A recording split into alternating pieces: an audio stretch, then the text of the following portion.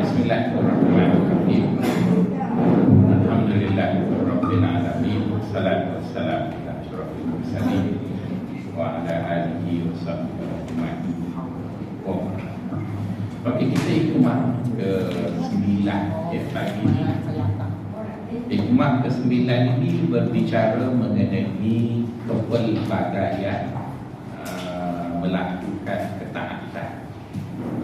Kalau puan masih ingat masa kita bincang hikmah pertama itu, kita sebagai seorang yang beriman kepada Allah, kita kena buat satu lagi selain daripada iman, iaitu kita seorang yang beramal soleh. Kan? Maksudnya seorang yang proaktif. Aktif dan campur pro tu bukan maksud profesional ya. Proaktif tu maksudnya kita buat, dan buat kita tadi sentiasa mencari peluang untuk buat. Jadi apabila kita berbicara mengenai buat, jadi salah satu daripada tanda orang itu baik ialah orang itu buat. Lepas tu kalau kita duduk kat rumah, kita tak suka sangat menantu kita tu macam ulas sawu. Kan, ulas sawu ni dia makan banyak, lepas tu tidur. Menantu kita miskin, kita tak marah, tuan-tuan. Tak apa dia miskin tau, macam mana rezeki masing-masing. Tapi dah lah kamu miskin, malas pula. Jadi itu yang kita tak suka lah. Lepas tu kalau dia malas tapi dia duit banyak, tak apa juga. Maksudnya berbaloi lah. Saya kalau balik rumah mentua, saya tak buat kerja juga. Tapi saya pastikan penuh lah peti ais tu. Saya beli semua lauk, beli apa. Jadi bila saya tak masuk dapur pun, saya tunjuk kat peti ais tu, saya bayar. Jadi bermaksud tuan-tuan, dalam hidup ni tak ada siapa pun suka orang yang pasif. Orang yang pasif, dia suka orang yang aktif. Jadi oleh kerana kita semua sudah nak jadi orang yang aktif, maka kita kena berhati-hati juga. Sebab takut keaktifan itu dia tak kira. Itu yang risau tu. Kalau keaktifan itu tidak kira, kita dua kali bodoh lah, satu penat. Lepas tu tak boleh apa-apa. Jadi sekarang kita nak pastikan kita punya keaktifan itu ada kemenjadian. Dia jadi seperti yang diharapkan. Maka itulah yang kita bincang daripada awal tadi. Jadi pagi ini Tuan Syekh cuba berbicara mengenai kepelbagaian, recam kepelbagaian tadi. Jadi apabila kita sebut mengenai kepelbagaian, maka datanglah hikmah yang ke-9 ini membicarakan bagaimana sepatutnya kepelbagaian itu dilihat. Kerana kalau kita tak dapat melihat kepelbagaian itu dalam bentuk yang betul, kadang-kadang kita orang tua ni kita konservatif. Asalnya perempuan semua moderate, suka pada perubahan. Kalau perempuan tak suka pada perubahan, perempuan tak duduk bandar. Sebab orang konservatif, neo-konservatif, yang betul-betul konservatif tradisionalis, dia duduk kampung. Kalau nak tahu orang Kelantan tu dia tradisionalis, neo-konservatif, sikit-sikit nak balik Kelantan. Jadi kita boleh, tu betul dia tu. Saya orang Kelantan juga, tapi saya sudah moderate. Saya balik Kelantan hanya nak makan durian je. Lepas tu lagi nak pergi sini. Jadi sekarang kita asalnya seorang yang moderate, yang suka kepada perubahan. Tapi disebabkan dua faktor kita jadi konservatif. Faktor pertama, fizikal kita tua, tak larat dia nak berubah. Sebab tu perempuan saya tengok cara perempuan pakai baju, tempat perempuan duduk, tempat sama je. Tak berubah. Sebab kita dah tua pun, bila tua tu kita jadi bukan kerana puan seorang yang asalnya konservatif, tapi faktor tubuh tu kita dah tak larat, jadi kita pun malaslah nak begitu ya. Begitu yang pertama. Yang kedua, kita jadi konservatif ni ialah kita terbiasa. Kita terbiasa dengan rutin tu kan. Kita dah biasa buat benda tu. Jadi kita pun dah jadi seronok lah benda tu. Jadi dua faktor itu menjadikan orang ni bila dia tua dia konservatif. Kita tengok tu Dr. Mahathir masa dia muda-muda dulu, dia seorang yang moderate, cuba cabaran dan sebagainya. Sekarang bila dah 90 lebih tu ulang cerita sama. Konservatif lah ya. Jadi puan jangan sedih bila tua konservatif, kerana semua yang moderate masa muda tua akan konservatif. Okey, sekarang bila kita dah faham bahawa kita adalah orang yang baik sebab kita seorang yang proaktif, maka kita perlu memahami kepelbagaian tadi. Okey, supaya memudahkan puan-puan faham dia punya teks tu, kita baca dah dulu. Kata Tuan Syekh, tanawwa'an, ya, tanawwa'an ajnasul a'mali litanawwu'i waridat litanawwu'il ahwali. Jadi saya tertinggal ada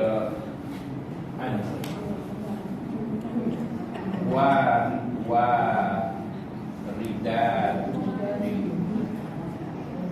ahwal ya, berbagai-bagai. Pandangan itu maksudnya berbagai-bagai bentuk amalan disebabkan berbagai-bagainya keadaan emosi seseorang. Disebabkan oleh emosi seseorang. Jadi puan-puan, di antara perkara yang menjadikan manusia itu unik, manusia itu ada logik dan ada emosi. Dia ada logik dan ada emosi. Kalau kita berpegang pada logik saja, kita akan jadi robot. Okay? Dan kalau kita berpegang pada emosi saja, kita akan jadi ganas. Jadi untuk mengimbangi itulah kita sentiasa duduk, kadang logik, kadang emosi dan sebagainya lah. Jadi sebab itu apabila orang nak manipulate kita untuk kepentingan mereka, mereka tak akan guna logik. Cuba tengok orang politik, mana ada logik. Dia akan menggunakan anak kecil. Kasihan orang UMNO, dia nyanyi lagu anak kecil tu lama dah, tapi dia kena rokok, dia tak tahu. Orang PAH pula agama, lepas tu boleh dia kan. Jadi bermaksud puan-puan, emosi itu manusia. Emosi itu manusia. Dan kalau suami isteri profesor kahwin dengan profesor pun, bila dia sembang kat rumah, dia tak boleh pakai logik. Sebab kalau pakai logik, dia borak 5 minit pun habis. Dia kena emosi. Jadi emosi itu sebenarnya perkara yang menghiasi hidup manusia. Misalnya kalau puan-puan berfikir secara logik, baju yang banyak kat rumah tu dibeli kerana logik ke kerana emosi?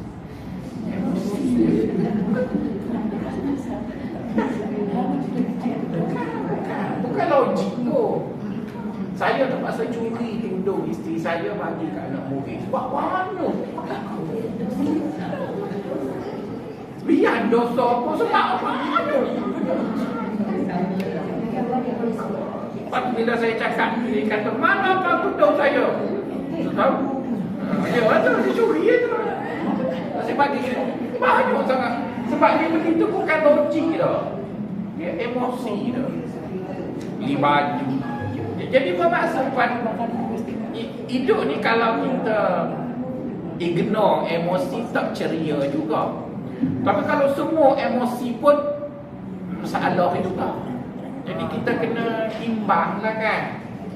Jadi oleh kerana kita berbicara mengenai sesuatu konsep, maka konsep itu tak boleh dibina di atas emosi. Kita nak bina satu-satu foundation itu, kepercayaan kita. Kepercayaan tak boleh dibina di atas emosi. Kita kena faham secara logiknya dulu. Lepas kita faham secara logiknya, maka pelaksanaannya itu ditambah ropo-ropo emosi itu okey lah. Kan macam puan pakai baju, logiknya kena tutup aurat. Tapi bila nak comel, apa-apa pun dah bunga, lah buci ke, itu pulang lah. Tapi yang tutup aurat tu logiknya yang bubu bunga, bubu. Ada orang pakai tudung kalau Zubaidah tu Z-U-B-A-I-D kan ada. Itu okey je lah. Tapi yang pentingnya logiknya dia dah pakai tudung. Selebihnya tu pulang lah kan. Jadi sekarang Tuan Syekh nak beritahu dekat kita bahawa agama kita ni dia tidak rigid dengan sesuatu perkara. Jadi dia moderate lah. Dia bukan konservatif. Jadi apabila kita lihat ada sesekelompok manusia yang begitu rigid dengan satu-satu pattern, maka rigid itu harus kita fahami berasaskan apa dia membina rigid itu. Kan mesti ada asasnya. Tapi kalau dia claim, dia kata rigid itu ialah agama, kita cakap agama tidak rigid. Tapi apa yang kamu buat dalam bentuk rigid itu juga tak semestinya salah. Kerana saya sebut tadi kan orang jadi konservatif kerana dua faktor. Yang pertama faktor dia sudah terbiasa buat benda tu. Jadi nak ubah tu malah lah. Yang kedua faktor tua, tak larat. Nak ubah dan sebagainya. Ada je surau besar lagi belah sana. Tu kan? Belah sana. Tapi dah tua mari asing. Jadi faktor tadi. Jadi oleh kerana itu cerita pasal konservatif yang kita panggil mempertahankan status quo itu, ianya bukan ciri agama pun. Dia adalah ciri penganut agama manusiawi itu. Jadi agama itu sendiri dia tak pernah mengemukakan sesuatu yang rigid. Jadi untuk memahami itulah akan dibincang pagi ini mengenai asas itu. Jadi asasnya Tuan Syekh sebut berbeza-bezanya amal ketaatan itu berasaskan berbeza-bezanya emosi. Jadi sekarang perkataan emosi ini dia didatangkan dalam bentuk waridat. Waridat ini maksudnya menerpa ataupun menerpa atau terpanggil dia lebih baik sikit datang. Jadi emosi ini dia bukan satu benda yang kekal. Datang dan dia mempengaruhi tindakan kita, kemudian dia pun pergi. Dia datang dan dia pergi. Jadi apa-apa oleh kerana kita manusia makhluk yang terpengaruh dengan emosi, kalau kita anti emosi pun dia ada juga. Betul kan? Kita kata, oh kita kena jadi apa-apa ni objectively lah bla bla. Mana ada orang? Kita mesti terpengaruhnya dengan emosi. Saya tak tahulah apa-apa. Saya kat rumah kadang-kadang bila saya lapar sangat sebab Encik Mani kata saya tak makan. Saya makan lewat petang pukul 3, balik malam pukul 9 saya tak makan lagi. Isteri saya pakai baju kelawar pun saya tak nampak. Saya nampak nasi. Lepas saya makan kenyang tu, oh awak comel awak. Allah, dia kata aku lama duduk sebelah ni. Sebab kita dipengaruhi oleh lapar tu. Tak ada apa-apa nak makan. Jadi bermaksud apa? Siapa pun dia tak boleh menafikan pengaruh emosi tadi. Jadi oleh kerana kita tak boleh menafikan pengaruh emosi, apa sikap kita terhadap emosi? Ialah bagaimana mempergunakannya. Itu je lah. Kan? Tetapi kita nak nafi dia. Kita nafi pun dia datang juga dan sebagainya lah. Jadi persoalan sekarang ialah bukan persoalan melawan emosi. Jadi kalau ada ustaz tasawuf haji apa-apa nak lawan emosi, berapa bila guru dengan dia, saya tak nak. Sebab emosi itu dia, Allah kan sebut dalam Quran, Zuyyina linnas. Betul kan? Hubbus syahawat. Kau nak lawan tu kan? Aku letakkan dalam diri manusia itu syahwat, suka pada harta, semua tu emosi lah tu. Untuk jadikan hidup manusia itu ceria. Ceria lah. Jadi kau apa tak nak ke ceria? Saya nak ceria. Jadi oleh kerana kita semua nak ceria, nak happy, maka yang menjadikan kita gembira itu antara faktornya ialah emosi tadi. Dan emosi tadi dia berkait rapat dengan situasi. Kan? Emosi itu dia berkait rapat dengan situasi. Jadi sebab itu orang kan kalau kita berkawan kan, kita lama dah berkawan kita apa-apa. Kadang-kadang ada orang yang tu dia pekak badut tak tahu. Dia tak pandai tengok muka orang. Dia tak tahu situasi. Kalau dia sembang self oriented. Semua dia. Yalah, kalau kita pergi rumah dia, kita buat-buat dengarlah sebab nak makan kambing panggang tu. Kalau duduk surau ni kita cari kursi lain yalah.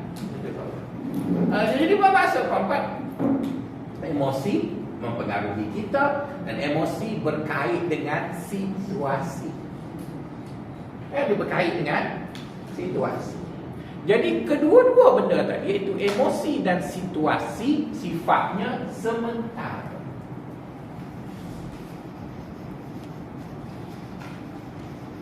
Betul kan? Dia tak selalu begitu. Kadang-kadang saya rasa kan kalau lah orang lelaki ni datang hit, saya rasa hancur dunia. Ya, pada saya sakit pun saya tak tahu dah tak pernah. Saya tengok anak saya tengok isteri saya, bila satu hari tu dia segugup betul kan. Betul kita katalah orang perempuan ni angin lah, orang perempuan ni sebenarnya dia sakit tu. Orang lelaki tak pernah kan. Cuba bayangkan kalau Perdana Menteri datang Hague, kepala Perdana Menteri pun datang Hague hari yang sama mesyuarat kabinet.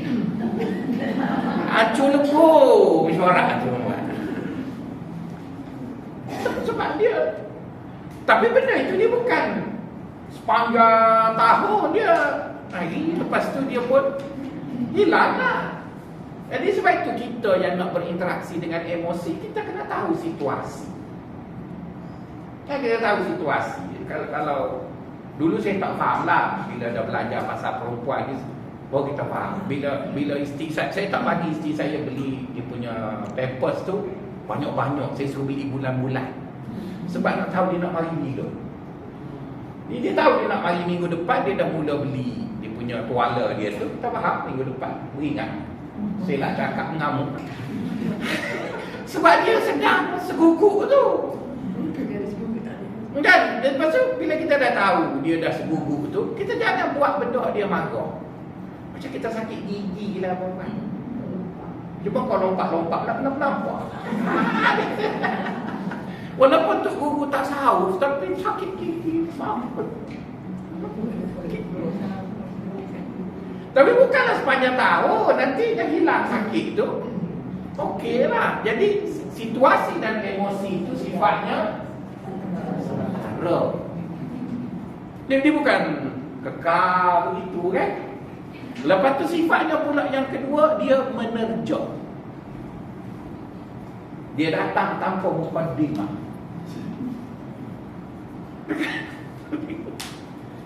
Betul kan? Betul.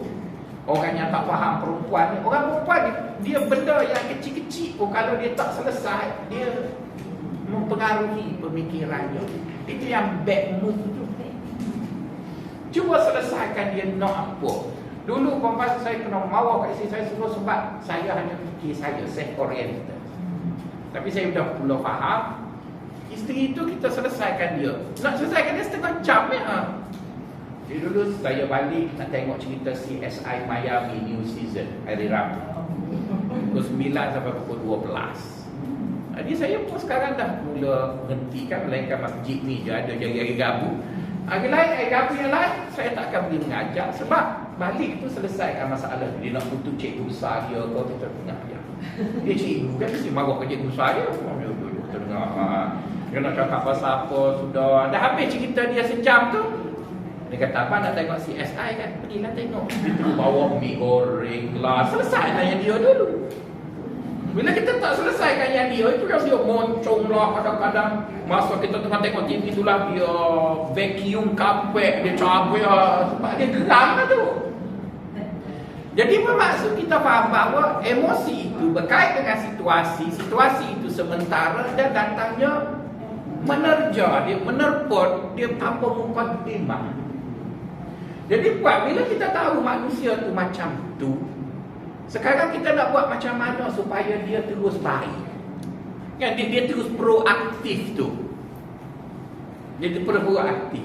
Jadi dengan itu kita dapati bahawa sifat emosi tadi ialah selain daripada sementara, iaitu dia menerja.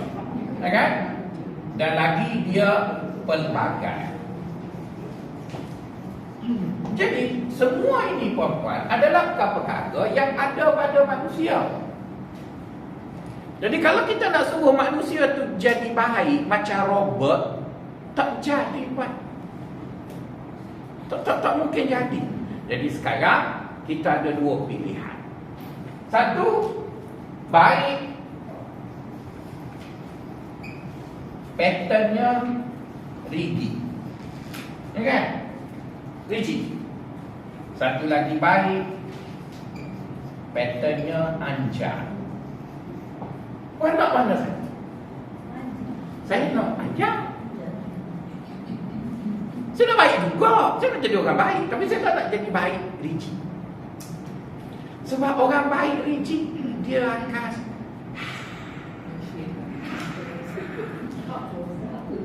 sakit jiwa lah. Dia tertekan sebab dia rigid tu. Dia kata kenapa orang tak faham dia lah. Sebenarnya bukan orang tak faham, mu tu rigid. Mu tu rigid. Bapak, masa kita muda-muda dulu kan, kita rasa kita cerdik kan. Kita pun bercita-cita mengubah dunia. Dunia tu maksudnya ubah keluarga, ubah saudara mara. Lepas tu bila kita tua, kita tukar, ubah diri sendiri. Kita letih dah nak ubah orang. Orang tak ubah-ubah juga. Nah sekali kita ubah kita. Jadi itu menunjukkan bodohnya kita. Dah tua baru nak ubah kita. Sepatutnya muda lagi kita ubah kita. Kenapa nak ubah orang? Kenapa nak ubah orang? Letih dah buat. Cuba kita ubah kita. Saya mula-mula datang Kuala Lumpur, kita kan ustaz kan suci duk pondok. Iyalah suci lah, puan-puan nakal-nakal juga dulu. Tua ni baru baik, saya suci daripada muda lagi. Lepas tu bila duduk mesti belayar kan, jumpa orang pakai skor. Kita nak astagfirullah. Kita pun lama-lama kita letih astagfirullah. Sebab Allah nak buat macam mana ya? Takkanlah saya nak pergi beli kain dekat Nagoya, tengok orang tak cukup kain babi. Kita tak tahu macam tu. Saya pun gaji nak beli kat rumah. Akhir sekali saya kata, tak betul aku salahkan orang. Aku kena betul setting. Saya pun tiung balik kepala saya. Jangan duk tengok dia, banyak kerja lain lagi. Sekarang okey, tak ada apa. Saya tak safirullah adalah. Kau mau lah.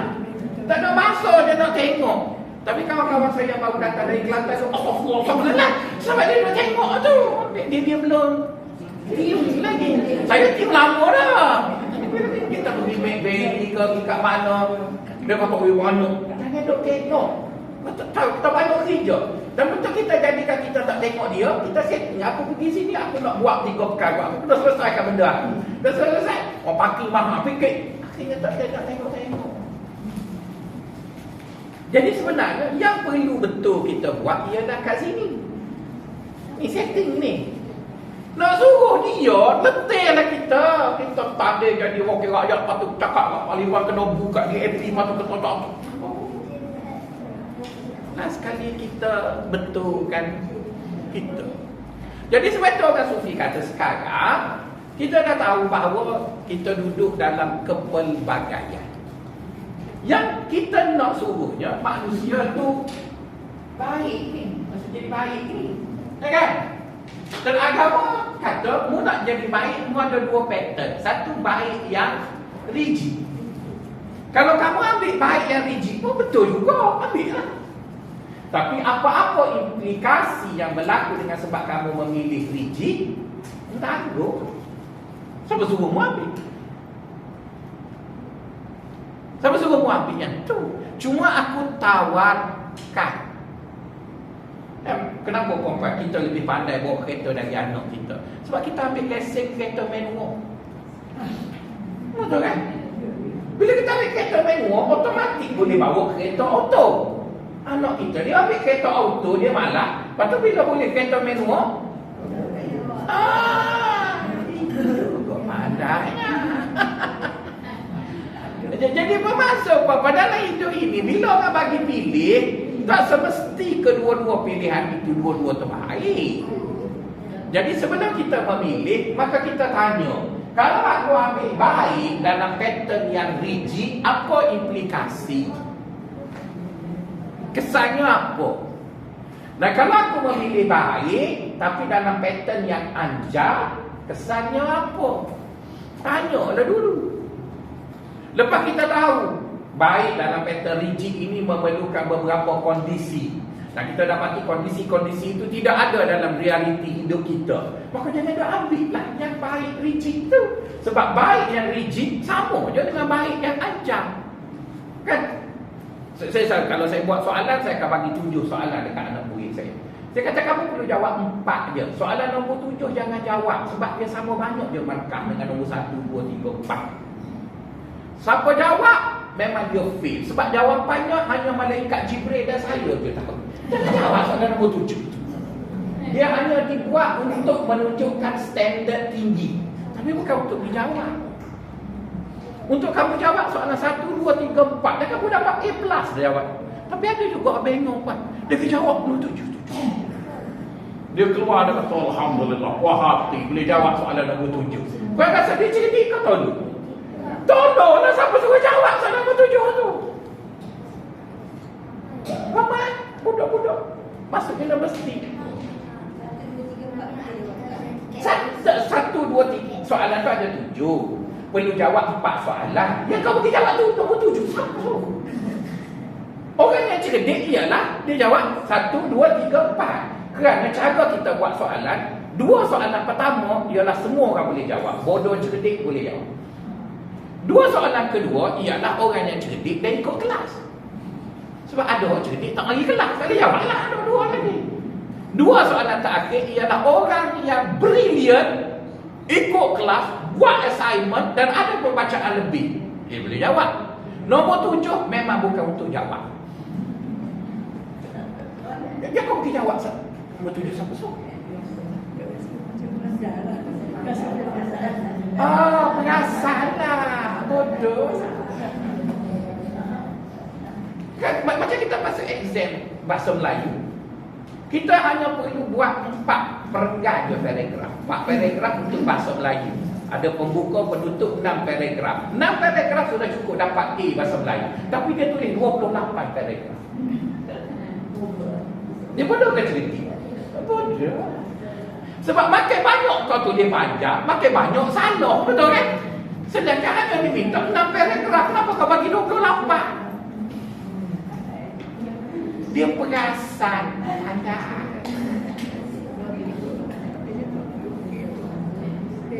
Sama juga bila pelajar pergi buat tesis PhD. Kita kata tesis itu mesti memenuhi standard ini. Kadang-kadang dia bagi tajuk buat bergegar aras ilahi tajuk dia. Lepas tu 16 tahun tak dulu. Mana baik? Jadi buat macam itulah. Sekarang Allah suruh buat jadi orang baik. Macam ni lah orang baiknya. Dia tak ajar pun buat. Cuma saya beritahu nak jadi orang baik ada 2 pattern. Satu baik yang rigid, satu baik yang anjar. Di mana baik yang rigid dengan baik yang anjar sama je markah. Jangan dia kata, baik yang rigid tu markah banyak ke? Tak, sama je. Jadi bila dia sama, apa masalah yang puan nak pergi pilih rigid tu? Kalau puan kata saya pilih rigid kerana kondisi-kondisi yang membentuk rigid itu ada pada saya, itu okey. Okey lah, tak apa kan? Ada justifikasi. Saya memilih untuk baik yang rigid, tapi kondisi itu tak ada sokong saya. Mestilah puan fail. Jadi kalau menyebabkan puan fail, tak cerdilah puan pergi pilih yang rigid. Ataupun puan kata saya pilih baik yang rigid ni kerana orang masjid SS4A semua rigid. Itu kok dia lah puan. Apa dia kok dia ya? Saya tu biar anak-anak tekuk ajar supaya dia ikut orang, ikut ilmu. Orang apa buat lah ikut dia lah. Sebab kita kisah dengan dia. Yang penting bila kita buat tu kita faham asasnya begini, asasnya begini. Sebab kita kan masuk kubur ditanya seorang-seorang. Dia tak cara tanya kolektif. Dia tanya seorang-seorang. Bila dia tanya seorang-seorang, bila Allah tanya pun jawablah. Ustaz Faisal ajar pada 18 hari bulan. Dia sebut je saya berani bertanggungjawab ya. Sebab tu saya tak takut ada rekod. Rekod tu. Sebabnya nak sebut benda tu tak tipu kan. Jadi nak sebutnya ada baik rigid, ada baik anjar. Jadi baik yang rigid ada kondisi dia. Baik yang anjar ada kondisi dia. Maka puan tengoklah kondisi puan. Jadi biasanya kita yang duduk di bandar ni, kondisi kita berubah-ubah. Dia tak macam orang duduk kampung, betul kan? Orang duduk kampung ni pusing rutin. Jadi bila duduk kampung tu pusing rutinnya sama, boleh tak puan ambil yang rigid tu sebab dia gitulah. Kita duduk bandar ni berubah kan. Selalu berubah. Jadi bila selalu berubah, puan ambil yang rigid, penatlah puan nak handle tu. Jadi puan kata tengok banyak pahala aku sebab aku pilih yang payah. Siapa ajar ambil kau payah pahala banyak? Semua ajar. Kalau puan duk fikir ambil kau payah pahala banyak, macam mana boleh saya bodoh dijawab soalan nombor 7 tu? Siapa suruh? Lainlah kalau dia kata soalan nombor 7 hanya perlu jawab satu soalan sudah cukup. Atau okey. Ini soalan itu markahnya sama je dengan soalan 1, soalan 2, soalan 3, soalan 4. Sama je. Jadi bila sama, kenapa? Ada kawan saya sampai sekarang tak lulus master. Sampai kena buang 14 tahun tak lulus. Sebab tajuknya bergegar aras ilahi. Tajuk dia, saya buat tajuk simple je, tapi saya lulus selepas 18 bulan. Dia buat 14 tahun tak lulus. Mengajarkan Universiti Melaya, asyik duk bayar yuran. Tajuknya ialah pengaruh Syiah dalam masyarakat Melayu berasaskan kepada 16 indikator. Wah, lepas tu ada pitih kau nak pergi kat Iran. Semua tak boleh nak buat pelakon. Jadi bila tak boleh nak buat, kita dah submit tajuk, dia tak boleh tarik dah. Dia macam isi borang nak benceng kan nak ke WSP. Betul kan? Mana boleh tak cik. Pasal bila mana boleh zaman Pak Allah sekali je dia bagi tukar. Lepas tu saya suka kat Pak Allah tu. Saya pun silat juga gitu. Tukar. Jadi bermaksud puan, sekarang puan faham bahawa kita dipengaruhi oleh emosi. Jadi emosi kita tu dia berubah-ubah. Maka untuk menjadikan kita kekal baik, kata Tuan Syekh, amalan kita berkait kepelbagaiannya dengan, nama apa saya jauh sangat tu, dengan emosi tadi. Okey, bila puan dah faham macam tu, mari kita sebut apa yang ada pada kita.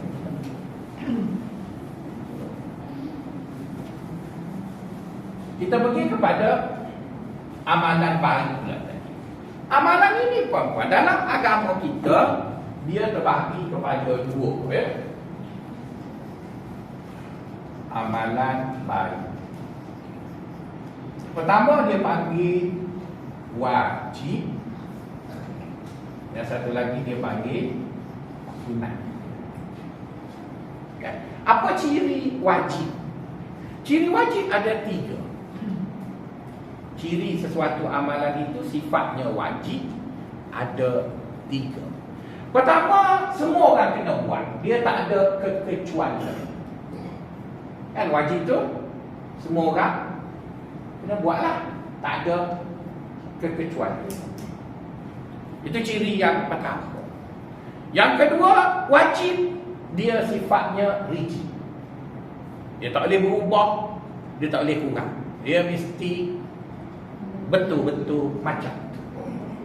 Yang pertama, semua orang kena buat.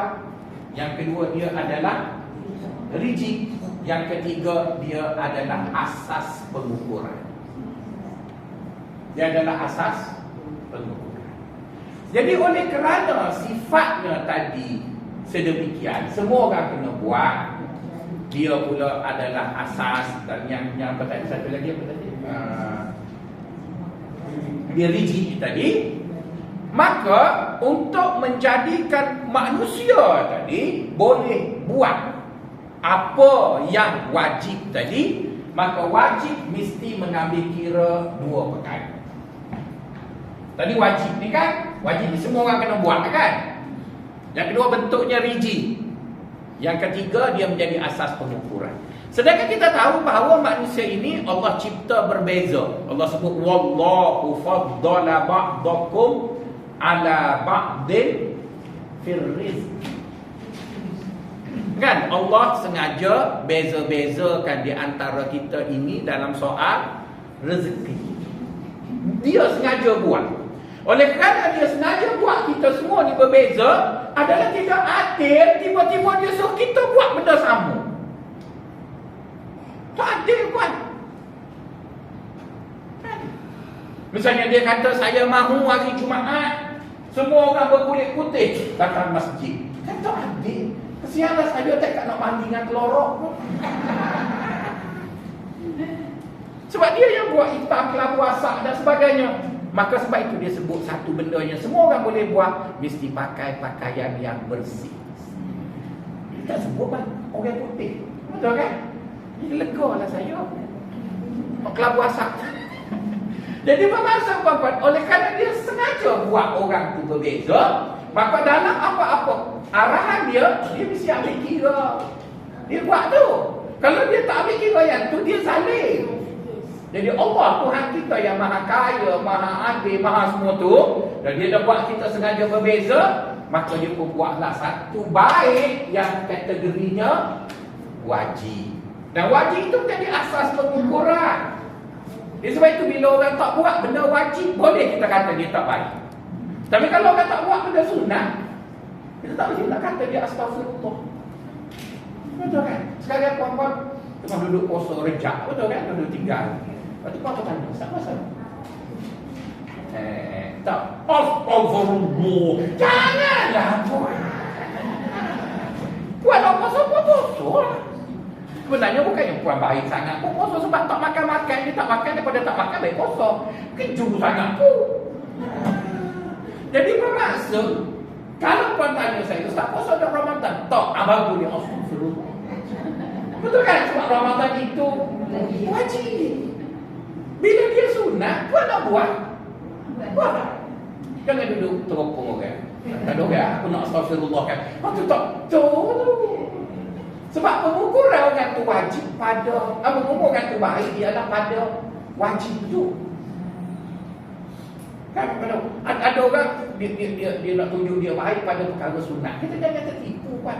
Lepas tu kadang-kadang ada suami yang nakal kat rumah dia tak bagi nafkah, tapi kat luar dia belanja kawan cappuccino. Sedangkan orang kata bagusnya dia. Tak, kita kena tanya dia mau beli apa dia kat anak di rumah. Dengan kawan bagi martabak Singapura RM14 sebiji, kat anak roti kosong. Itu tak baik itu kan. Itu tak baik itu. Sebab baiknya dia kena buat yang wajib itu dulu. Kan yang wajib itu dululah. Sebab itu asas pengukuran orang tu baik atau tak baik. Jadi wajib itu sifatnya semua orang kena buat, dan dia menjadi asas pengukuran, dan dia adalah ancam. Oleh kerana manusia tak berbeza dan tak mahu ada orang yang tak buat, maka Allah jadikan wajib itu sikit.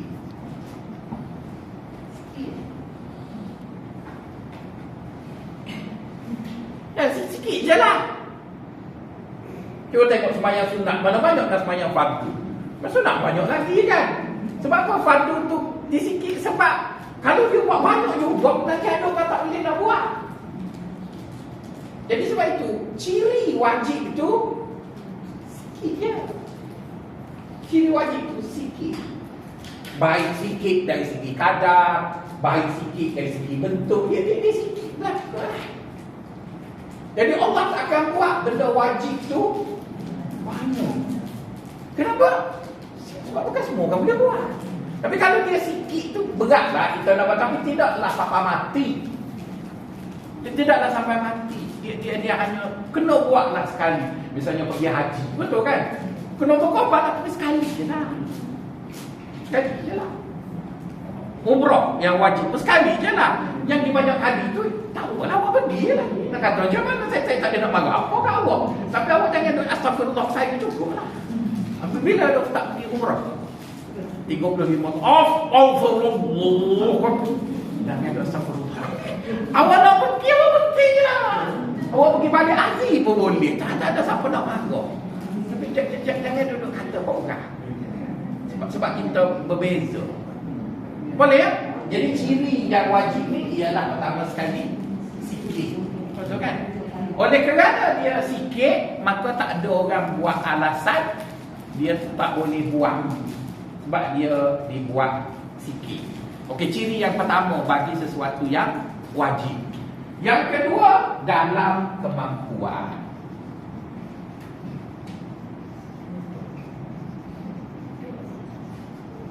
Maksudnya dalam lingkungan kemampuan semua manusia tadi. Jadi benda inilah yang menjadikan ukuran orang itu bid'ah atau tidak. Kan? Sebab apa? Sebab pada wajib tadi kan kita sebut dia ada rigid tadi. Jadi sebab itu jika ada orang tokok tambah pada benda wajib, bid'ah. Dia tak lagi, dia takut tambah pada benda wajib. Sebab benda wajib tu nak suruh semua orang buat. Mungkin tambah pula kan. Dia tak jadi, hilanglah ciri sikit dan dia hilanglah ciri kemampuan tu. Jadi sebab itu dia tak lagi tambah pada benda wajib. Saya lah ngaji tasawuf, siapa tambah benda wajib, saya kata itu sesat. Tapi kalau orang tambah benda sunat, kita sesat. Siapa nak buat pun buat. Misalnya puan kata hari ni saya rajin lah, tak puas hati lah subuh 2 rakaat. Saya rasa nak subuh 18. Mesti masuk neraka.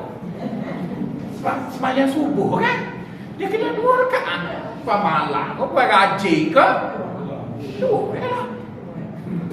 Tapi puan nak sembahyang sunat duha 18, lantak hang kenapa tu kesok? Buat lah. Sebab dia sunat kan. Enggak puan-puan pencet ke buat kerja apa lah. Sembahyang je lah. Dia sembahyang ke buat. Rakaat pertama dan kedua berdiri, rakaat ketiga keempat duduk, betul kan? Kau buat lah. Kau dia berlaku sebab dia sunat. Sebab dia sunat. Jadi bila ustaz kadang-kadang dia mahu duduk marah kepada penambahan pada sunat, kita marah apa? Sebab kita berbeza. Kadang puan tak tahu duduk rumah seorang, nak zikir duduk puan dah. Puan pun pakai surat rap puan apa. Subhanallah. Kau puan lah Pak. Puan lagi. Saya nak kata apa? Jadi pada duduk nyanyi asal lehe, haha, ho haha lehe. Itu dah leh gambar satu daripada subhanallah. Pada saya baik buat lagu tu. Tapi benda tu bukan wajib buat benda tu. Sunat kau buat lah. Orang pun. Sebab apa? Sebab sunat sifatnya anjak. Wajib sifatnya rigid. Wajib tu dia sifatnya kena rigid lah. Sebab apa dia rigid? Sebab nak raih semua orang boleh buat. Kalau asyik duk tambah, nano orang nak boleh buat lah. Itu yang puan kena faham tu. Jadi bila orang kata orang sufi ni duduk buat benda bid'ah, kita tanya dia bid'ah tu apa? Dia kata duk tambah kuasa kodai lah. Dia betul tambah mana? Jika dia tambah pada amalan sunat, dia kata itu dia tak buat ikut dia. Kan puan nak puasa Rejab, Syakban, Ramadan. Itu kan sunat ke wajib? Sunat kosong lah. Tapi jangan doa astagfirullah saya cukup lah. Hanya masalahnya bila dia puasa 3 bulan dia mari jumpa ustaz. Tak kuih. Lepas tu kita pun makan. Saya tak puasa. Kalau dia kata Allah di atas Allah biar anak-anak tekuk. Tapi puasa dah astagfirullah. Itu tak betul tu. Kan? Sebab benda tu sunat. Bila benda tu sunat, puan nak buat banyak ke, nak buat kritik ke, tu puan punya hal lah. Bila saya tak puasa, yang buat astagfirullah, tak tanya lagi sakit saya. Kalau saya puasa, saya mati dah tahu. Jadi bermaksud puan, kita yang jadi masalah hari ini ialah apabila tempat rigid, kita nak ibadah-ibadah tambah. Tempat yang dianjalkan dan kita boleh buat ikut pattern kita nak jadikan dia wajib pula, semua orang kena ikut. Apa yang jadi begitu? Kenapa kita kena jadi begitu? Ada orang tu dia suka pergi Mekah, PT dia pun banyak. Dia jumpa saya, dia kata, saya tak perasan banyak kepala rotok ni. Dia kata, kenapa pula Haji banyak ubat kok? Astagfirullah, Ustaz, aku tu tak faham. Apa benda? Botok ni tahlul, ni Ustaz, tahlul, dia suka.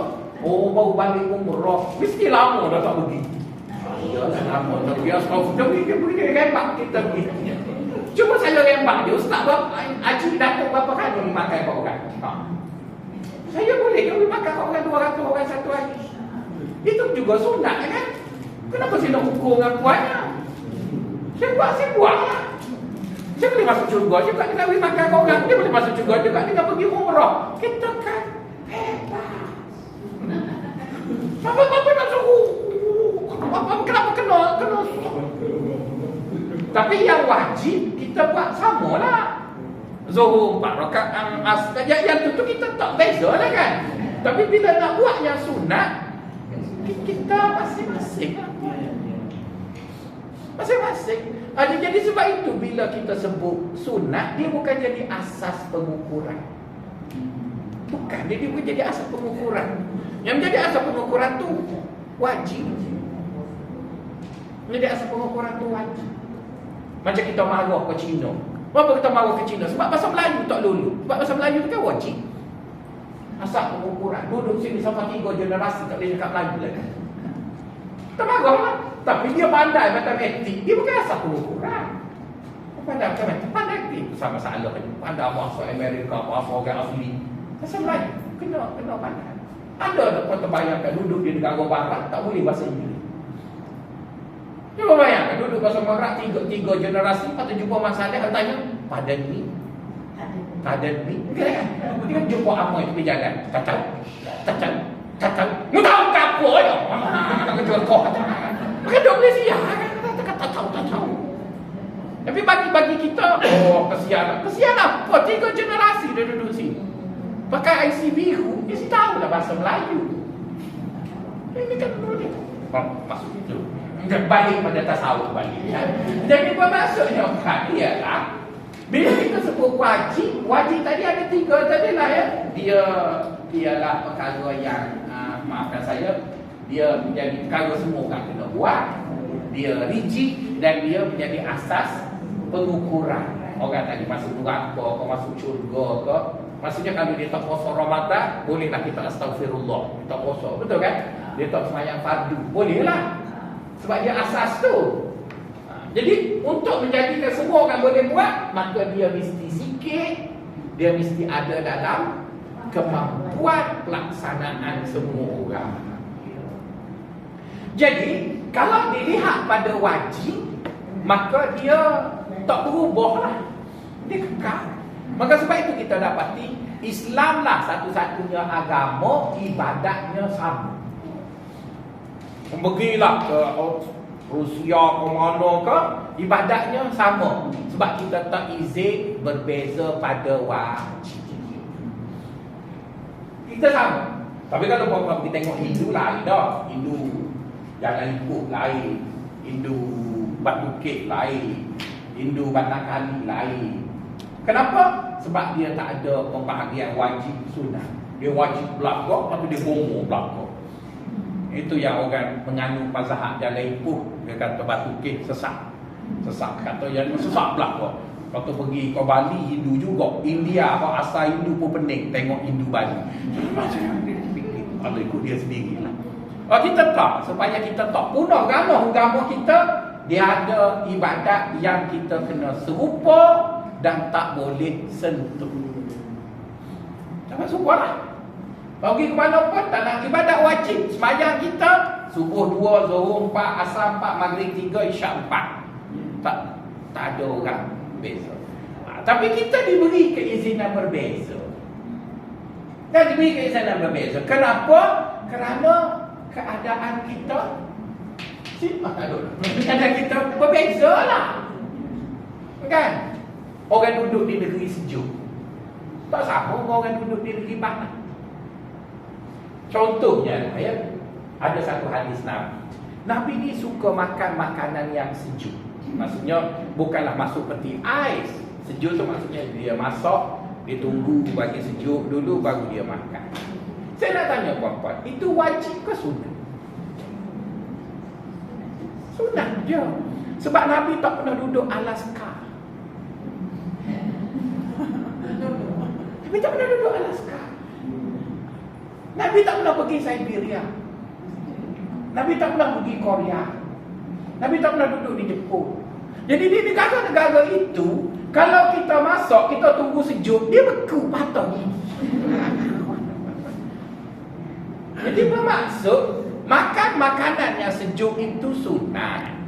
Bila kita duduk di tempat yang iklimnya sama dengan Nabi, kita buatlah dengan Nabi bagi sejuk dulu. Tapi takkan suami kita yang bertugas di Siberia, mana tahu Petronas dapat projek cari gali di Siberia dengan projek Rusia, suami puan-puan pergi, ingat bang, Rasulullah makan masa sejuk dulu. Dia tunggu kerap. Nak cakap, wah.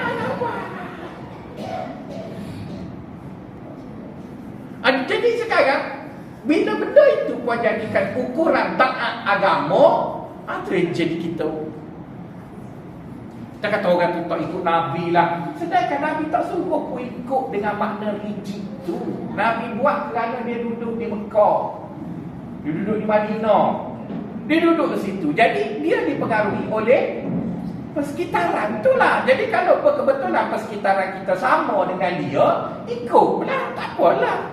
Tapi bila persekitaran dah berubah, maka kita berubahlah. Tapi kenapa berubah itu kita nampak tak baik? Sebab kita keliru bahawa sunat juga dijadikan asas pengukur.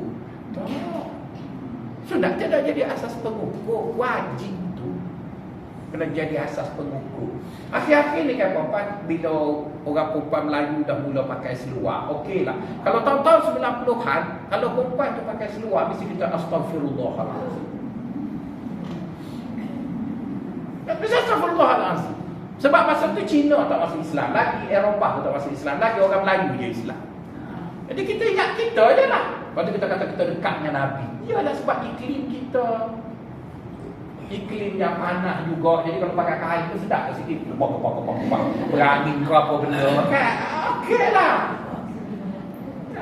Tapi kalau kita pergi ke China, orang China zaman tu lama lagi yang Han yang apa benda tu lama dah pakai seluar. Jadi pada ketika itu kita nak kata orang Islam China tak baik ke? Baik. Tidaklah seluar pendek, maksudnya orang perempuan Cina kan dia pakai seluar gitu. Nah kalau kita pergi ke India pun, orang perempuan India pun pakai kurta, pakai seluar juga. Jadi bermaksud di mana punca silap kita menilai, kerana kita letak yang sunat pun dalam kelompok wajib tu. Jadi bila kita letak kat situ, maksudnya kita sudah salah kategori. Tu yang kita duk rasa hidup beragama tu terbeban tu. Sebab banyak sangat kita pergi longgok dalam kategori wajib. Jadi bila kita longgok banyak sangat tu yang kita rasa letih. Hidup beragama, hobi. Tak lah, agama tu kau tak boleh ke sikit je. Kau boleh tu banyak. Kita salah tengok. Maka sebab kita tengok pejabat agama kita, majlis agama Islam dan adat istiadat orang lain. Yang agama tu sikit je, adat istiadat tu panjang. Jadi yang kita tak rasa payah beragama ni sebab adat tu lah.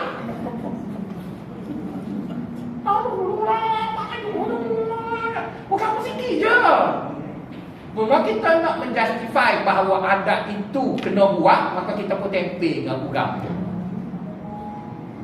Jadi akhirnya bila kita bawa agama kita dalam pattern budaya Melayu, tu yang bila kita dijual dekat bangsa lain tak laku tu. Sebab apa? Sebab dia jadi romek banyak.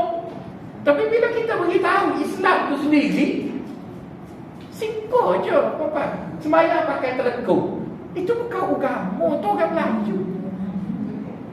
Agamanya sembahyang tutup aurat. Jadi tutup aurat tu simple je. Yang pakai telekung tu payah. Sebab nak beli Khadijah lah, nak beli apa, tak payah lah. Itu bukan agama, itu budaya. Dan kita pun tak katalah benda tu salah. Okey lah, pakai lah, tak ada siapa marah. Tapi bila orang tak pakai, kita nak jelingnya, ada salah. Cuma awak tak pakai lah. Itulah yang kita kena betul tu. Kan ingat masa dulu-dulu maya kalau pakai piyah dan sebagainya lah. Kadang kalau orang tak pakai piyah, kita cari piyah buku buat tak kepala kan. Itu bukan agama. Itu ialah ada budaya pattern yang kita buat. Jadi pattern itu saya tak kata salah. Buat teruskan, buat teruslah. Yang saya marah dekat puan-puan menjadikan asas mengastaghfirullahkan orang. Tak boleh lah. Jadi kalau dia berpakaian yang tidak tutup aurat, itu betul lah. Sebab tutup aurat bukan wajibnya. Tapi bagaimana tutup aurat tu nak buat? Itu berbeza. Dulu kan ada orang perempuan yang terlalu fanatik tu nak pakai niqab apa semua tu kan. Okey je lah. Jadi tapi kenapa saya tak tegur orang perempuan Melayu pakai baju kurung, pakai tudung macam ni? Sebab pada saya keperluan untuk pakai macam tu tak ada pada orang Melayu. Jadi bila dia pakai tudung tu okey lah, dia nak pakai tudung macam ulas awal beli tekok ke, tudung yang kebah terus siap ke. Kenapa nak diisukan benda tu? Kan dia tak jadi isu lah benda tu. Sebab tu fashion tu bukan agama. Mungkin satu hari nanti orang bawa fashion tudung lain pula buat bubuh kotak seku tu. Itu kan lepas tu ada jambu bunga. Saya pernah tengok ada seorang dating dekat kampung Melayu Ampang. Dia punya telekong bukan bunga tekak, bunga kok jahit. Memang kentung. Macam pergi pesta flora fauna. Tanya dating beli di mana? Dia kata beli Indonesia.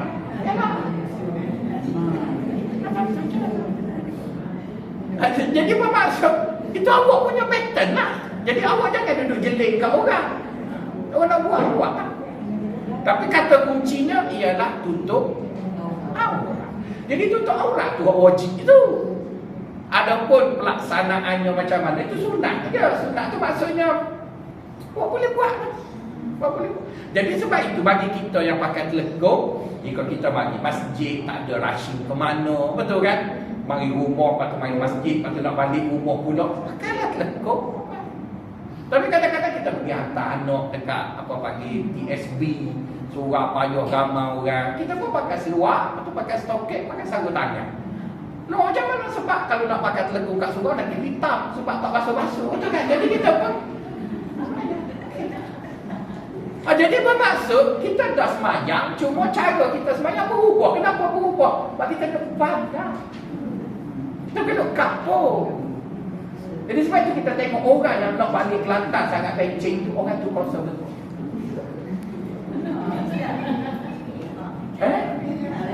Dia betul, dia kata dia konservatif, saya tak kata dia jahat. Konservatif ni maksudnya orang tak nak berubah dah dia.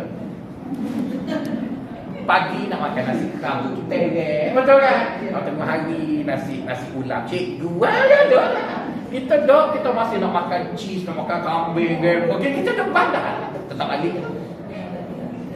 Jadi bermaksud sekarang kita tak kata orang konservatif tak baik dan kita pun tak kata orang moderate tak baik. Cuma kita minta konservatif jangan paksa moderate jadi konservatif, yang moderate jangan paksa konservatif jadi moderate. Lakum dinukum. Apa kan? Saya dalam bentuk aurat dan konsep aurat kan, dia tutup kulit ke bentuk? Dia aurat ni ukurannya ialah menarik perhatian lelaki. Dia bukan pada kulit, dia bukan pada apa yang menarik perhatian. Bila sesuatu yang menarik perhatian tu dah tak ada, maka dia tidak aurat lah. Walaupun kaki. Ya, kaki. Contohnya perempuan tu monopol tu. Kan? Orang tengok rambut dia pun teringat kau sudah bodoh mau sampai kan. Jadi aurat tu dia menarik. Jadi sebab itu kadang-kadang ada orang pakai baju tutup semua tapi kain lekra. Kan? Kain lekra tu lah. Ikut semua kan. Itu dia tak tutup aurat tu sebab dia menarik lagi. Sebab itu dia panggil hijab, dia tak panggil cover. Hijab. Dalam agama kita dia panggil hijab. Hijab ni makna apa? Maknanya sesuatu yang menjadikan orang tak nampak.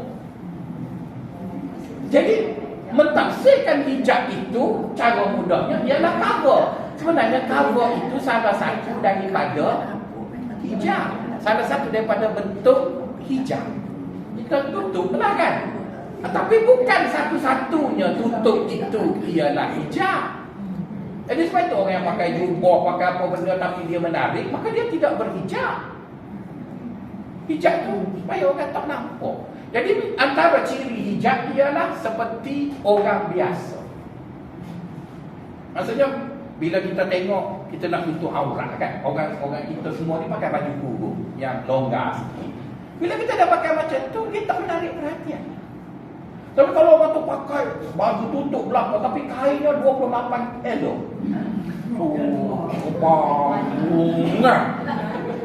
Itu tak berhijab tu.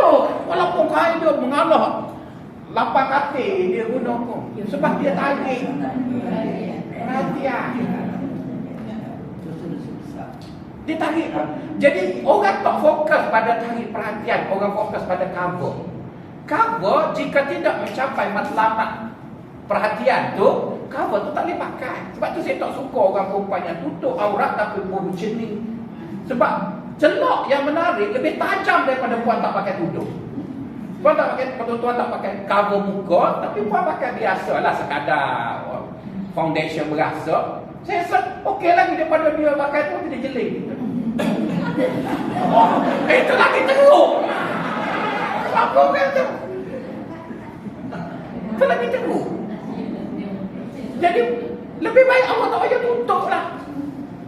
Sebab bila perempuan bila dia tutup dan dia tak menarik perhatian, Orang lelaki tak tengok, tapi bila dia buat macam tu, dia menjadikan lelaki tu tak tahu.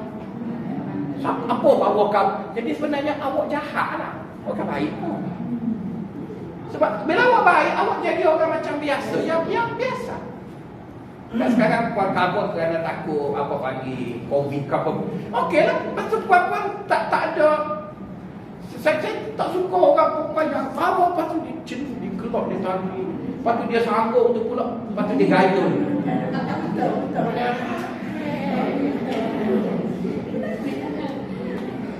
Dia tak baik lah tu. Dia salah satu cara menggoda orang. Itu menarik perhatian lah. Jadi bila menarik perhatian, awak tidak memenuhi benda tadi. Contoh pakai minyak wangi, ya kan? Minyak wangi, kalau kita ada dua kategori minyak wangi. Satu minyak wangi minyak bau, yang kita panggil dia deodorant. Kan kita bubuh tu supaya orang duduk sebelah kita tu tak bau apa. Kita pakailah deodorant.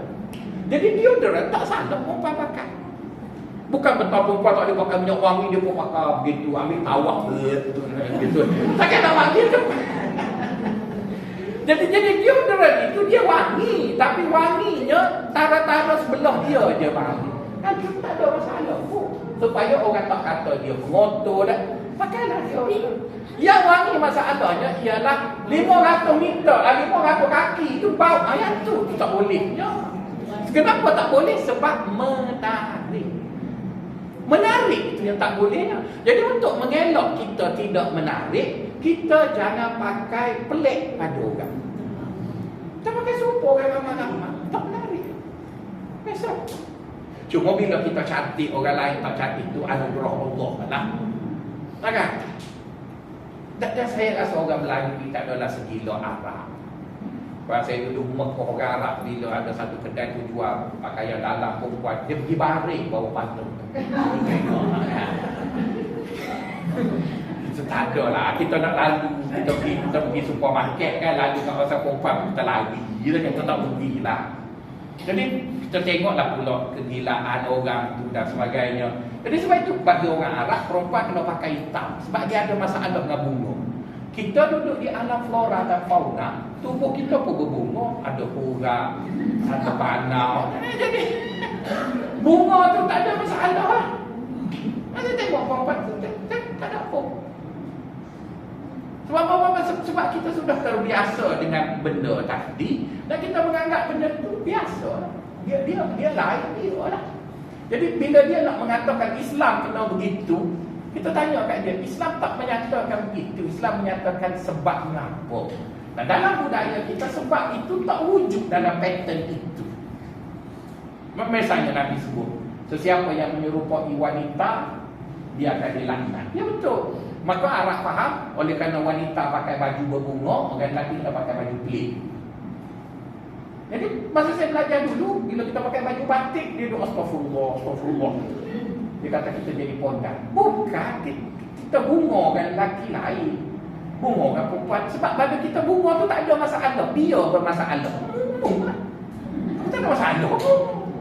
Jadi tidak semesti kita kena jadi.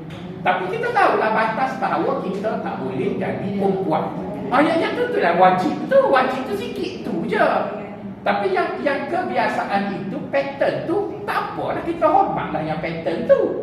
Tapi pattern itu tidak wajib pun. Pakai jubah tak wajib pun. Yang wajibnya tutup aurat. Jadi agamanya tutup aurat je. Jadi bila orang tu dah tutup aurat, tertimbullah dia tak ada. Itu yang kita sebut asas tadi kan. Tertimbullah dia baiklah. Cuma dia kerana norma kita rasa bulu mata tak boleh tengok. Tak apalah, tegurlah pelan-pelan. Tapi jangan dijadikan asas tak baik. Jadi asas itu tak baik. Sebab apa? Sebab dia sudah melepasi asas pengukuran. Jadi dia dah lepas, dia dah baik. Cuma kita nak dia macam kita, okeylah, ambil masa lah sikit supaya dia berubah. Dia berubah. Tapi nak kata dia jahat, tak betul. Kan misalnya orang duduk di negara yang iklimnya selalu berubah. Dia pula tak pernah mari kat kita. Dia puasa 4 jam. Mari kat kita dulu. Jadi dia pun dah cerita, orang tak puasa lama-lama, orang puasa 4 jam. Kita pun astagfirullah malahnya. Kampung dia tu 4 jam. Lepas 4 jam tu maghrib Tengah-tengah. Jadi dia semua benda tu, puan jangan ingat agama tu Melayu. Tak betul lah. Melayu tu Melayu lah. Agama tu satu benda lain. Jadi apa yang Melayu buat dengan agama itu budaya. Dan dia tak salah pun. Salah bila dia suruh Cina pun jadi Melayu. Dia suruh India pun jadi Melayu. Itu salah lah. Kita nak suruh India jadi Islam. Dia nak suruh Cina jadi Islam. Tapi Islam Cina lah. Jadilah Cina tu. Tak payahlah jadi Melayu. Tapi pun Islam lah. Jadi sebab tu bila sebut Islam tu dia simple sahaja. Asasnya wajib tadilah. Yang sunat dia jadikan dia pelbagai. Jadi bila dia sebut pelbagai tu maksudnya dia boleh tackle semua orang lah. Orang kaya pun boleh buat sunat. Dan sunat orang kaya buat mesti tak sama orang sunat kita. Kan? Orang miskin buat sunat lain. Orang sakit sunat dia tak sama dengan sunat orang sehat. Jadi bermaksud dah agama beri suatu kebebasan, kelonggaran untuk kita berbagai di sana, maka kita terimalah puan. Contohnya puan, huruf dengan buta. Puan pernah tengok dah ustaz kau gemuk macam saya ni, dahi dia hitam. Dahi dia. Saya setakat saya kenal ustaz, saya tak jumpa gemuk-gemuk ni hitam kan. Sebab dia suka saya. Kalau semaya banyak mengong, perut besar. Jadi dia tak semaya banyak lah. Tapi kalau jumpa ustaz ada hitam mesti kurus. Sebab kurus dia tak lekat perut. Jadi bermaksud ustaz yang semaya banyak baik. Tapi kalau tak semaya banyak macam aku ni, bukan tak baik, saya buat benda lain lah pula. Saya buat benda lain pula. Jangan astagfirullah. Jangan. Dia baik juga kerana tubuh dia sokong dia untuk dia tunduk bahu. Saya tubuh saya tak ada nak sokong. Dah lah kecil manis, darah tinggi. Semaya banyak kali mula mutar rebuk mati awal. Rugi tu kan nak murid baru tengok yang ke-9. Banyak lagi. Jadi bermaksud saya duduk lah. Bila saya duduk, saya tak semayang. Saya baca buku, saya buat juga benda sunat. Dia buat juga benda sunat. Kan dia sama lah. Adalah sunat semayang saya buat, tapi taklah sebanyak dia. Lepas tu dia, kalau kita tanya dia orang semayang banyak tu, kita tanya dia berapa banyak buku membaca. Kurang pula kan. Jadi bermaksud tak perlu gaduh lah. Buat sunat, saya pun buat sunat. Tapi yang wajib kita sama. Maksudnya kita semua baik. Tak masalah. Jadi dia yang jadi masalah sekarang, kita nak suruh orang tadi sebab kita suka pakai shampoo Follow Me. Saya dulu muda-muda beli ada shampoo brand Follow Me sebab dia murah. 5 liter baru RM9. Pakai setahun baru habis. Jadi terpengaruh dengan Follow Me itu semua kena Follow Me, Like Me, bla bla, Me belaka. Tak boleh gitu. Agama tu dia bagi untuk kita semua jadi orang baik. Bila kita semua jadi orang baik, bagi ustaz dia kempen lah. Masuk bulan Rejab dia kempen baik ni. Siapa yang tertarik? Buatlah tahu macam mana. Allah tertarik. Tapi kita kena ingat ada orang lain, dia ada masalah. Itu contoh fizikal. Contoh emosi pula. Biasanya orang yang aktif ni ialah orang yang ceria. Manakala orang yang sedih, biasanya dia pasif. Orang sedih, dia pasif. Jadi bila dia pasif, dia mari masjid, dia mesti duduk gitu kan. Dia tak semayang, tak apa. Manakala orang rajin semayang tu, dia ceria. Sebab tu lepas semayang dia popek bising je. Sebab dia ceria lah tu, dia aktif tu. Kau baru mati tu lelaki, kau anak sakit, kau mesti dia duduk. Kan? Jadi kita cakap kat dia, jangan duduk saja zikir. Maka buat juga. Jadi dia buat juga. Cuma buat dia tu tak nampak aktif. Yang ni pun buat juga. Cuma nampak aktif. Jangan lepas kita semua Assalamualaikum. Tak payah sunat apa? Janganlah gitu. Kita bercakap ni kacing ni sebab baru lelaki baru ya. Dulu suka aku buat sama moyon. Jadi kita janganlah. Kita sunat kita tu dia macam-macam. Jadi bila puan faham macam tu kan, barulah nampak agama tu kan dia simple. Contoh ada orang dia baca maksurah ke ataupun dia ada ratib lepas subuh. Kan? Jadi ada orang dia boleh maintain ratib tu, dia tak tinggal atas duduk atas jadah lepas sembahyang subuh dia ratib sampai naik matahari dia sembahyang sunat 2 rakaat dan sebagainya. Dia pun seronok tulis kat buku 35 haji mabrur hari ni. Esok haji mabrur. Seronoklah. Kita kena ingat itu awak sebab suami mati awak, lepas tu anak-anak semua ada suami dah. Okeylah. Tapi kita kena ingat ada orang yang nasib tak baik, anak perempuan dia bercerai 3 orang, cucu riuk tu. Anak macam mana? Memang dia kelasmate kita. Tapi nasib awak tak ada cucu di rumah, awak tak ada anak, suami pun tak mengaruh nak minum kopi coklat Ali lah, coklat gajah lah. Awak buat lah. Tapi ada orang yang terpaksa. 2 orang anak perempuan dia bercerai, duduk rumah. Pagi kena masuk anak nak pergi sekolah. Jadi takkan kita nak kata, tak apa nak wirid, teruk benar dunia ni. Tu cucu aku tu siapa nak makan. Jadi kita cakap lah dekat dia, masa duduk buat bihun, goreng bihun kat cucu, sebut je lah astagfirullah. Cuma tak duduklah atas jadah, betul kan? Begitulah puan amalan sunat ni dia sengaja. Cuma kita nak beritahu dekat kawan-kawan kita, buatlah. Itu je dia nak buat macam mana terpulang, yang penting buat. Jadi bila kamu dah boleh buat itu, tidak dalam bentuk yang rigid, tak apa yang rigidnya, wajib tu je. Yang lain tu puan buat. Kadang-kadang puan berhasrat tahun ni tak nak sembahyang 8, nak sembahyang 20. Jadi bulan Rejab lagi dah jogging pagi, ambil stamina. Bukan sembahyang 20 ni sebab terlibat nak khatam Quran. Jadi puan pun jogging lah. Jadi bila jogging pagi, maka tak adalah wirid atas jadah, betul kan? Takkan nak dengar lagu Cika, nak dengar lagu Donda Sayang masa wirid. Jadi puan pun buku MP3 Quran. Buat baik juga sambil jogging. Tiba-tiba mari bulan Syaban, terseliyuh kaki kita dia sembahyang. Macam jadi juga, jadi bermaksud puan dia. Sebenarnya kalau puan boleh berfikir begitu kan, kita tak ada nak bergaduh dengan siapa-siapa. Kita mungkin tanya, kau apa pengalaman boleh buat macam tu. Itu okey. Dia tanya kita tanya dia. Sebab pokok masa kita nak buat pula, kita boleh guna pengalaman dia. Itu okey lah. Tapi pada mengastaghfirullahkan orang itu adalah tak betul. Jadi puan kena ingat, berbeza-bezanya amalan. Yang bermaksud amalan yang berbeza itu sunat ya, jangan amalan wajib. Amalan wajib itu dia fit, itulah tak boleh tak betul. Itu seronok mengajar orang Pak ilmu dah faham. Cuma dia mudah lupa. Kita mari popular lagi. Tak apalah, sebab puan lupa tu lah saya boleh ajar lagi tu. Kalau dia ingat.